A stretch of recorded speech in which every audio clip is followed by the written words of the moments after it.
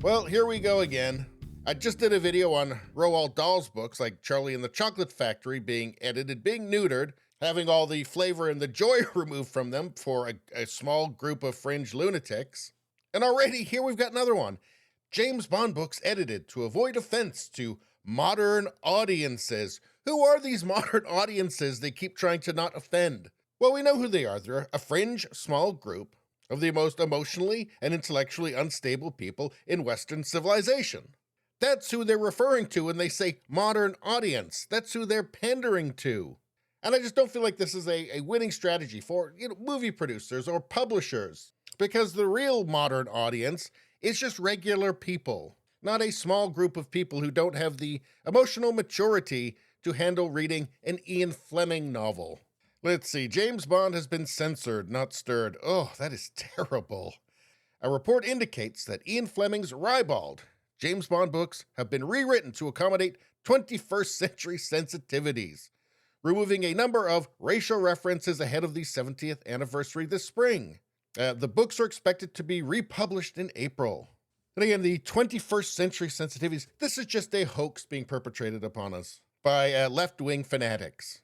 This should be rewritten to say, to accommodate a small group of lunatics. See, Fleming's thrillers from Casino Royale to Octopussy will be released this spring after Ian Fleming Publications, the company that owns the literary rights to Fleming's work, commissioned a review by, here we go, sensitivity readers. And of course, that's just a totally Orwellian phrase, as everything seems to be becoming more and more Orwellian these days. Sensitivity readers. How about sensitivity commissars?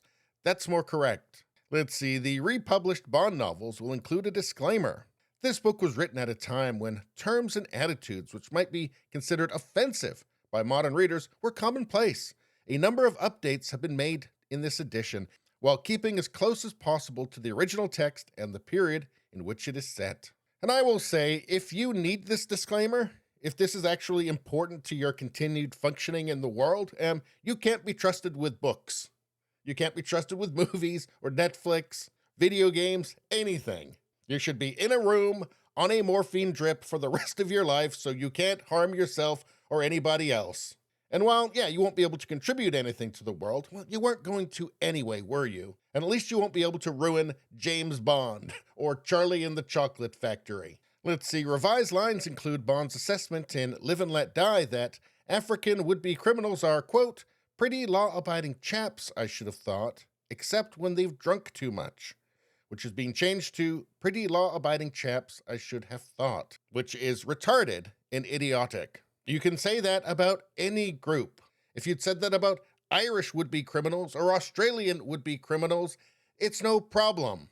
And before you get into the comment section and start writing, well, I didn't hear you complaining when they were censoring books in school libraries. Yes, that's because taking sexually explicit books out of grade school libraries is completely different from this, for just completely obvious reasons that anybody other than a far-left cult member understands. But who knows? Maybe I'm wrong. Maybe this isn't going far enough for modern audiences. I mean, the media tells us that it's crucial, and everybody apparently wants drag queens to be an integral part of everybody's life from the moment of birth. So I don't know, maybe modern audiences demand that James Bond be a drag queen from now on. But that would be modern audiences.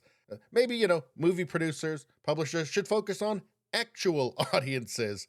In other words, real people who actually pay for the content. Anyway, please subscribe, like, and share. Sharing really helps me out. I thank you for that. I will see you next time.